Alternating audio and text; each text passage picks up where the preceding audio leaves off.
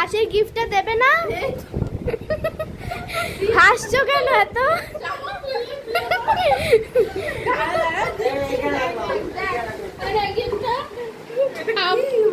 আমার খোকন আর মেয়ের তরফ থেকে গিফটটা দিলাম, দেখ কেমন হয়েছে।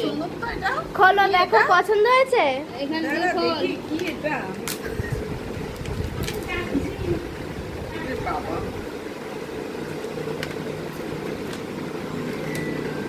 বাহ, এটা তো কদিন আগে।